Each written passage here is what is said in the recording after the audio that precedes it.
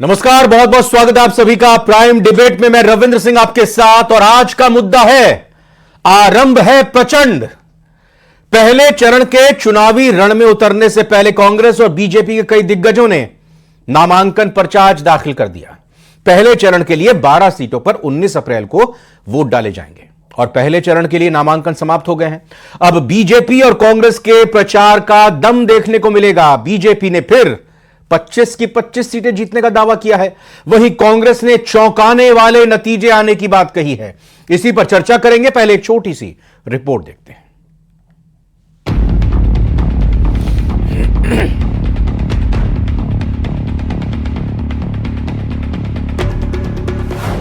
नामांकन का थमा शोर, अब प्रचार पकड़ेगा जोर।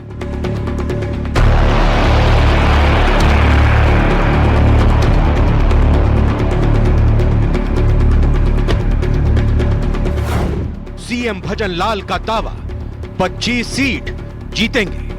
जहां भी आपके पहचानने वाले हो, कोई भी हो, फोन कर करके बता दो, कह दीजिए कि अब की बार 25 पार और 25 में भी संख्या बड़ी होनी चाहिए मार्जिन की। गहलोत को उम्मीद नतीजे चौंकाएंगे। खाली लोगों को भ्रमित करने कर रही है, जिससे कि लोग वोट दे दे। अगर 4 दफा फिर वो कभी नीतीश कुमार के पास क्यों जाते हैं? और इस बार परिणाम चौंकाने वाले आएंगे, राजस्थान के अंदर चौंकाने वाले आएंगे। पहले दौर का प्रचार 21 दिन बाकी।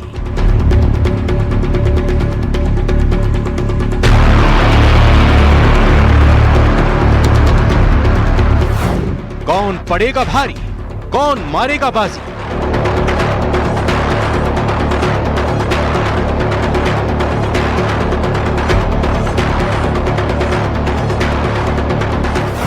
आरंभ है प्रचंड। किसके दावे में कितना दम है, ये तो 4 जून को जब वोटिंग की गिनती होगी तभी पता चलेगा। लेकिन दावे जबरदस्त हर तरीके से हर तरफ से हो रहे हैं।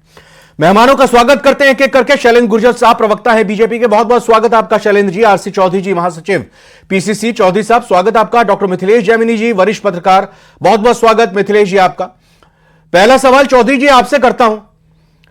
अब 12 सीटों पर जिन पर आज नामांकन आपके प्रत्याशियों ने किया, 19 तारीख को जो वोट डाले जाएंगे, मतदान का जो दिन होगा, क्या दावा आपका कितनी सीटें मिलने जा रही हैं? कितनी जगहों पर मजबूत कांग्रेस दिखाई दे रही है? क्योंकि अगर मैं बीजेपी से पूछूंगा ये सवाल तो वो तो कहेंगे हम तो 25 की 25 सीटें जीत रहे हैं और पहले चरण की 12 सीटें तो उस हिसाब से हमारी हुई। रविंद्र जी, निश्चित रूप से दोनों ही जो राजनीतिक दल होता है और कोई भी प्रतियोगी परीक्षा की या किसी भी अगर चुनौती का अगर सामना करता है तो वो उसी अपने लक्ष्य को लेकर चलता है। कांग्रेस पार्टी भी यही लक्ष्य लेकर चल रही है। लेकिन आप और हम सब जानते हैं कि लोकतंत्र के अंदर जनता जनार्दन होती है। जनता अपने मुद्दों पे चुनाव लड़ेगी। राजस्थान की जनता सूझबूझ के साथ में मतदान करती है। 2018 के अंदर प्रदेश में कांग्रेस की सरकार बनी, लेकिन 2019 में भारतीय जनता पार्टी के गठबंधन को एनडीए था, पूरी भारतीय जनता पार्टी ने 25 सीटें नहीं जीती, आरएलपी के साथ में गठबंधन किया था और उसके बाद में 25 की 25 सीटें एनडीए को मिली। इस बार भारतीय जनता पार्टी के गठबंधन छोड़ चुके हैं। प्रधानमंत्री मोदी जी जो गारंटियों का जो जिक्र करते थे वो जुमले हो चुके हैं। राजस्थान की जनता जो कांग्रेस के शासन के अंदर जो लोक कल्याणकारी योजनाएं थी उनको जिस प्रकार से हाथ से पे दखला है, बेहद त्रस्त है। इसलिए हमें राजस्थान की जनता पे पूरा अब आपकी सरकार की जो योजनाएं थी उसको तो कांग्रेस सरकार को जनता ने धकेल ही दिया, तो बीजेपी की सरकार ने क्या धकेला? मुझे बताएं ना चौधरी साहब कि कितनी सीटों का दावा आप करते हैं पहले चरण की इन 12 लोकसभा क्षेत्रों में? कांग्रेस पार्टी 12 की 12 लोकसभा सीटों पे अपना परचम लहराएगी। इंडिया गठबंधन इन 12 सीटों पे जीतेगा। अच्छा। जो प्रथम चरण का मतदान होगा। अच्छा, कोई आशंका तो नहीं है अभी, चूंकि आज नामांकन का आखिरी दिन था, अभी स्क्रूटनी कल होगी, नाम वापसी का भी अभी आखिरी दिन है, 30 तारीख तक नाम वापस लिए जा सकते हैं। कोई आशंका तो नहीं कि कहीं कोई सुदर्शन सिंह रावत जी आए उस तरह से कह दें कि भाई 4 महीने पहले हारा था, मैं चुनाव नहीं लड़ना चाहता, किस मुंह से वोट मांगने जाऊं, या कोई शर्मा जी, सुनील शर्मा जी आए कह दे कि प्रेस कॉन्फ्रेंस करते हुए कि मैंने आला कमान से कह दिया, पार्टी से कह दिया कि मेरा टिकट वापस ले लो। इन 12 में से कोई मैदान तो नहीं छोड़ेगा, भरोसा है? रविंद्र जी, न्यूज 18 का और आपका साधुवाद कि आपने 2 कांग्रेस के नेताओं का जिक्र किया। पूरे देश के अंदर जो भारतीय जनता पार्टी के ना सिर्फ नेता और टिकटार्थी थे, सांसद रहते हुए उन्होंने टिकटें लौटाई है। राजस्थान के अंदर जिन्हें जनता नकार चुकी थी, जो राजस्थान की विधानसभा चुनाव में आ रहे थे, उन्हें भारतीय जनता पार्टी उनकी साथ पे गई। परिवारवाद की बात करने वाली भारतीय जनता पार्टी अभी जो उनको विधायक बने, उनकी पत्नी को राज्यसभा लोकसभा का टिकट दिया है। इसलिए जनता भारतीय जनता पार्टी के खिलाफों को, जुमलों को और झूठी जो गारंटियों के साथ में छल किया है, उसको अच्छी तरीके से समझ रही है। राजस्थान की जनता से आप भी जुड़े रहे, विधानसभा के चुनाव में आप भी उनके मत देखे, सूझबूझ के साथ में मतदान करते हैं और लोकतंत्र की रक्षा के लिए इंडिया गठबंधन के प्रत्याशियों को राजस्थान के अंदर राजस्थान की जनता जिताने जा रही है। लेकिन आपने जवाब नहीं दिया चौधरी साहब। लोग कह रहे हैं कि सूझबूझ दिखा दी आपके 2 नेताओं ने, खर्चा करेंगे, चुनाव हारेंगे, ठीकरा हमारे ऊपर फूटेगा, राजनीति खत्म हो जाएगी, इसलिए पहले ही टिकट वापस कर दो। भाई अभी आगे आपके ये 12 नेता जो हैं दावेदार उम्मीदवार प्रत्याशी, पक्का भरोसा है ना ये नामांकन वापस तो नहीं लेंगे? मैं जानता हूं कि ये लगातार जो नैरेटिव बनाने का प्रयास एक हताश निराश राजनीतिक दल और भारतीय जनता पार्टी कर रही है, लेकिन भारतीय जनता पार्टी ये जानती है कि कांग्रेस पार्टी और इंडिया गठबंधन अगर अपनी रणनीति को ज्यादा मजबूत करने के लिए अगर कोई फैसले पे तब्दील करते हैं, तो ये हर एक राजनीतिक दल की स्ट्रेटेजी होती है, उसके तहत में होता है। भारतीय जनता पार्टी अच्छी तरीके से जान चुकी है कि किस प्रकार से इंडिया गठबंधन भारतीय जनता पार्टी को चुनौती दे रहा है। 303 का नहीं, 272 पार करने का भी लक्ष्य नहीं छू पाएगी। भारतीय जनता पार्टी सत्ता से दूर जा रही है, क्योंकि झूठ जुमले बेनकाब हो चुके और लोकतंत्र की आवाज देश की जनता। शैलेंद्र जी, छलावे में जनता बीजेपी के नहीं आने वाली, और जो तत्कालीन राज्य सरकार की योजनाओं को बंद किया है वो जनता को समझ में आ रहा है। परिवारवाद पूरी तरह से बीजेपी में हावी है, और यह भी दावा कर दिया आज तो आरसी चौधरी साहब ने 12 की 12 सीटें कांग्रेस जीत रही है। रविंदर जी, मुंगेरी लाल के हसीन सपने कांग्रेस पार्टी के प्रवक्ता को बता देना चाहता हूं। आपके क्या सपने हैं इन 12 सीटों को लेकर? 2019 के लोकसभा चुनाव के 2014 और 2019 के लोकसभा चुनाव के अगर ये परिणाम देखेंगे तो 25 की 25 सीटें भारतीय जनता पार्टी की झोली में आई थी और जनता ने आशीर्वाद दिया, क्योंकि भारत की जनता और राजस्थान की जनता को नरेंद्र मोदी सरकार ने जो वादे किए थे, गारंटियां दी थी, उन गारंटियों को पूरा करने का काम किया, उन पे विश्वास है। आप देखिए कांग्रेस पार्टी का तो हाल यह है कि इनके नेता टिकट देने के बाद छोड़ छोड़ के जा रहे हैं, जो ये बताता है कि इनका आत्मविश्वास डगमगा चुका है, इनकी रीति नीति रिजेक्ट कर चुकी है जनता, और सिर्फ कोई नेता इनका भारतीय जनता पार्टी के नेता के सामने चुनाव नहीं लड़ना चाहता। आपने भी एग्जाम्पल दे दिया, सुदर्शन सिंह रावत जी छोड़ के चले गए, सुनील शर्मा जी ने किस तरह सरेंडर कर दिया। तो आगे आने वाले समय में और कौन कांग्रेस पार्टी का उम्मीदवार छोड़कर जाएगा ये तो समय बताएगा। लेकिन माननीय भजनलाल सरकार की 3 महीने का अगर रिपोर्ट कार्ड में बता दूं तो ये कहते थे, प्रताप सिंह खाचरियावास ने कहा था 3 पैसे का काम नहीं हुआ। मैं इनको 3 बड़ी बातें बता देता हूं जो पूरी कांग्रेस पार्टी सुन ले। 450 रुपए में 1 जनवरी से सिलेंडर दिया जा रहा है गरीब महिलाओं को। ईआरसीपी जो 5 साल तक ये अलापते रहे, कितनी महिलाओं को मिल गया, अभी कितने परिवारों को सिलेंडर मिल गया? हमने समझौता करके उन समझौता कर और उसको मूर्त रूप देने का काम किया। ईआरसीपी का पानी कब से मिलने लगेगा, लोगों को क्या भरोसा देते हैं आज? अरे बताइए, जवाब भी तो दीजिए ना साथ के साथ। बिल्कुल, मैं आपको दावे कर रहे हैं, जवाब भी तो दीजिए ना। 5 साल में ईआरसीपी को धरातल पे ले आएंगे।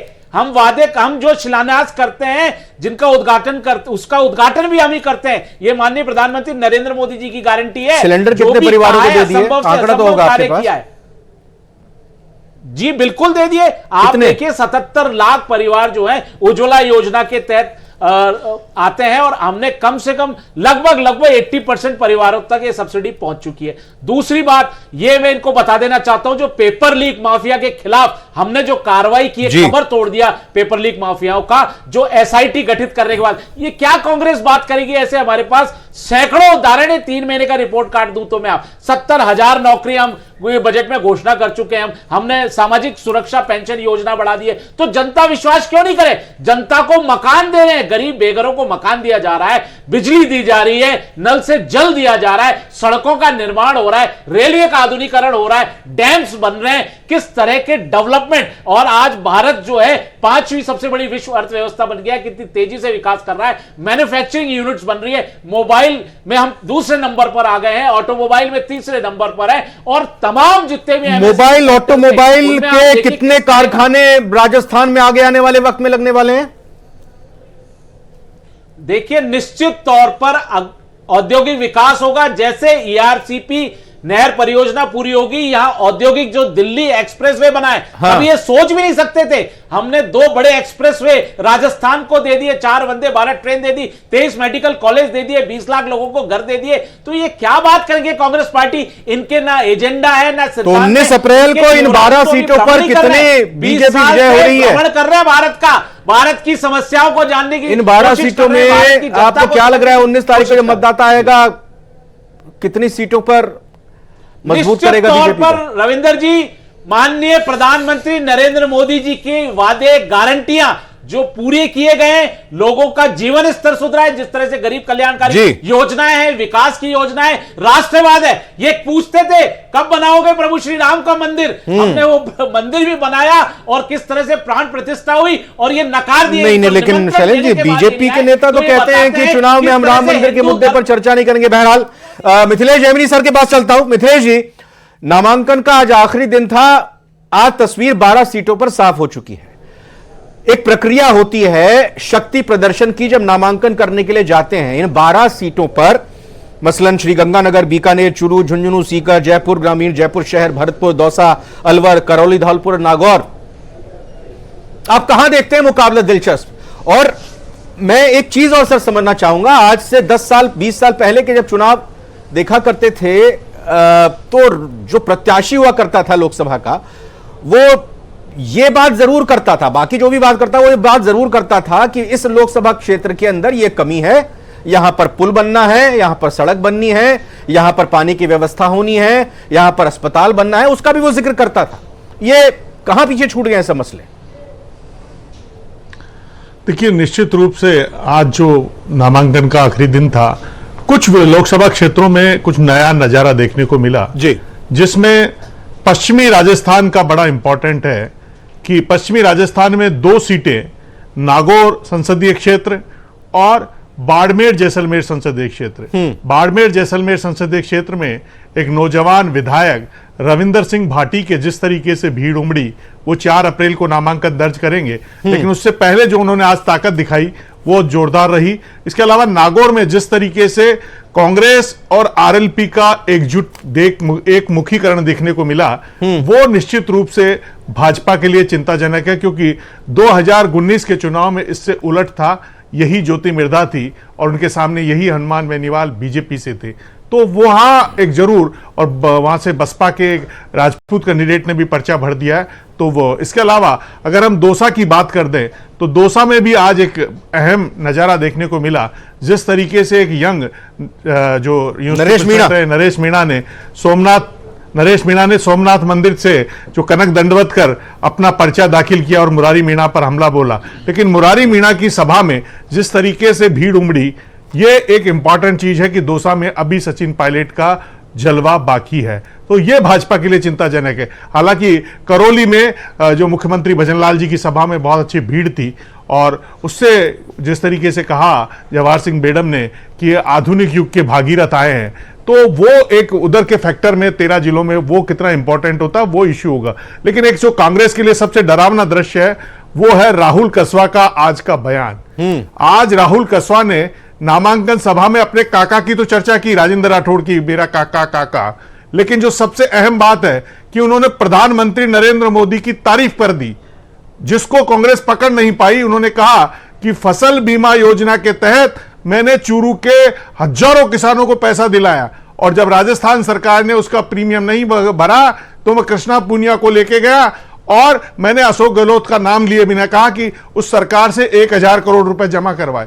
यानी आप देखिए एक कांग्रेस में आता है कोई आदमी, भाजपा ज्वाइन करता है, तो आते ही वो शीर्ष नेताओं से लेकर स्थानीय नेताओं पर प्रहार करता है। एक राहुल कसवा जो बीजेपी छोड़कर कांग्रेस गए हैं और कांग्रेस में किसी भी बीजेपी के नेता की तारीफ नहीं, बुराई नहीं करना, ये कहीं न कहीं कांग्रेस के लिए चिंताजनक है।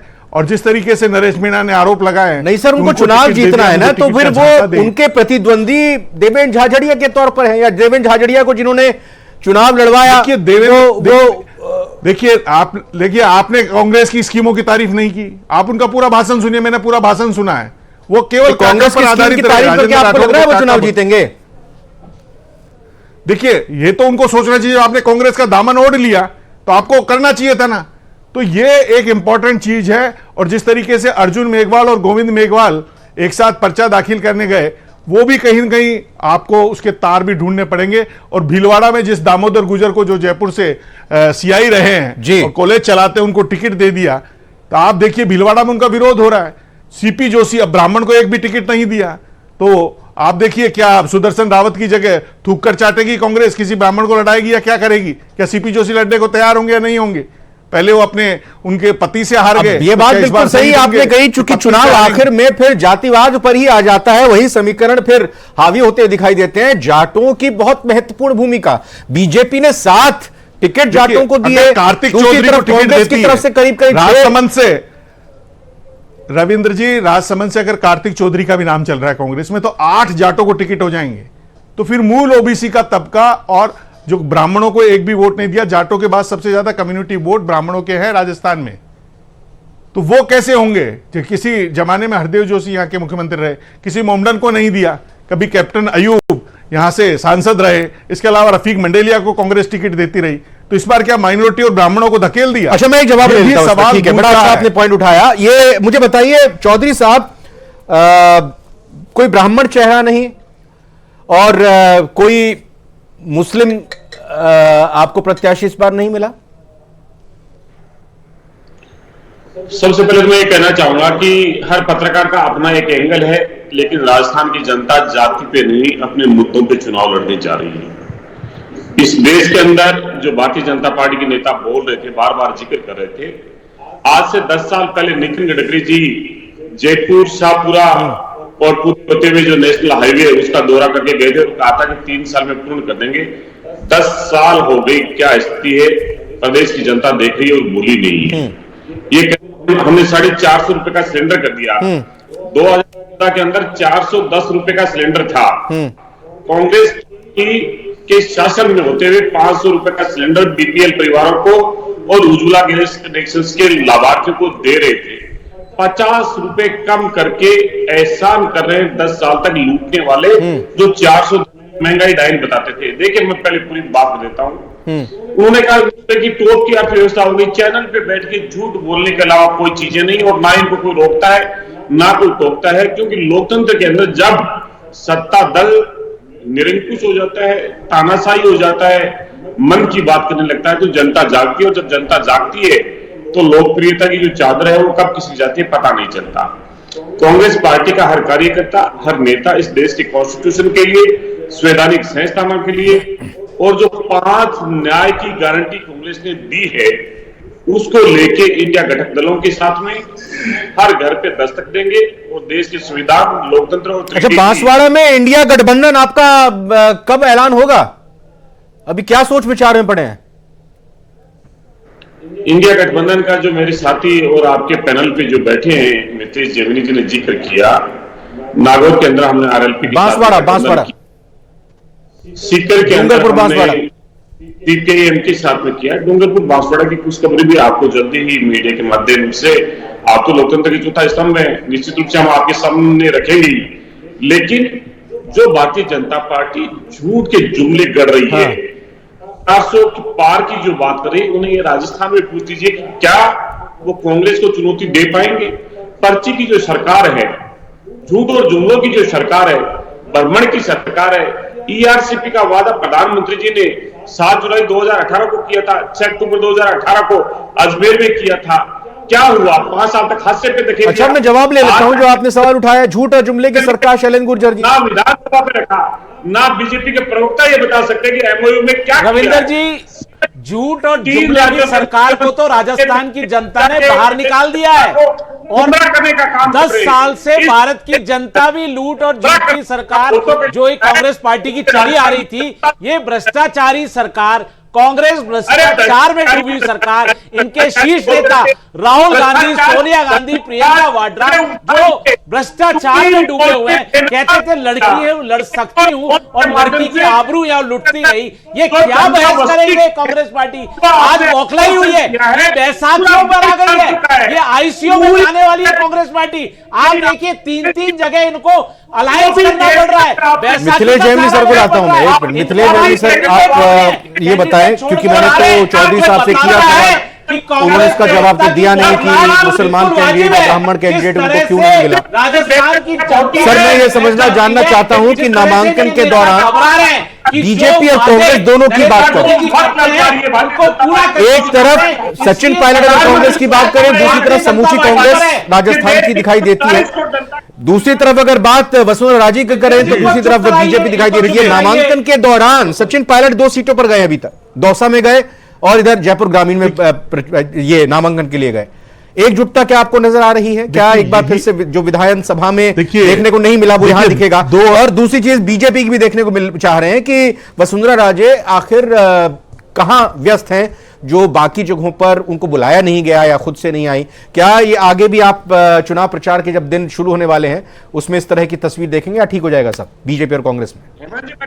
देखिए, वसुंधरा राजे जी का नाम आज स्टार प्रचार। चौधरी साहब एक मिनट सुन लेते हैं। चौधरी साहब प्लीज एक मिनट। दूसरा इंपॉर्टेंट जो चीज है, जो आपने कहा कि जयपुर ग्रामीण और दौसा संसदीय क्षेत्र 2 जगह सचिन पायलट गए, ये दोनों टिकट सचिन पायलट के हैं। लेकिन इंपॉर्टेंट चीज यह है कि 2018 में जिस गुर्जर कम्युनिटी का सचिन पायलट के प्रति जो जोश था, सचिन पायलट के बोल रहे हैं, हम तो समझते हैं कांग्रेस के टिकट है। क्या ये अभी यही चल रहा है? क्या ये इनके टिकट है, वो उनके टिकट? कांग्रेस के टिकट नहीं, ये क्लियर है।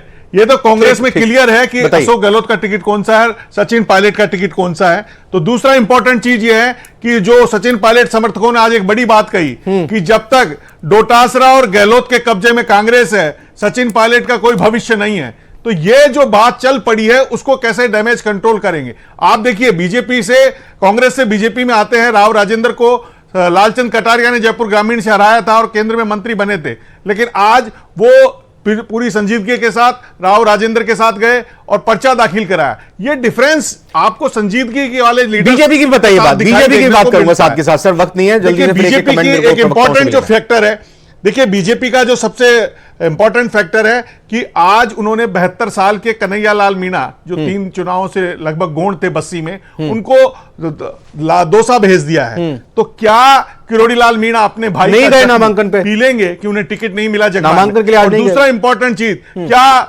जसकौर मीणा अपनी बेटी अर्चना, देखिए राजनीति में दिखता कुछ है और नीचे पर्दे के नीचे जो कटाई होती है वो कहीं दिखी नामांकन में कहीं? और वसुंधरा राजे जी का, देखिए वसुंधरा राजे जी का आज जो मनोज राजौरिया जी का टिकट कटा है, उनके साथी निहाल चंद मेघवाल का टिकट कटा है, तो कहीं न कहीं उनके मन में पीड़ा तो है ही। चौधरी साहब, मैं कांग्रेस की आपसे बात कर रहा हूं। कांग्रेस की एकजुटता दिखाई देगी, जो तस्वीर विधानसभा चुनाव में प्रचार में एक साथ सभी नेताओं के नहीं दिखाई दी थी, क्या मंच से सभी एक साथ प्रचार करते दिखेंगे? चौधरी साहब बस 10 सेकंड, और 10 सेकंड फिर उसके बाद चलेंगे आपके।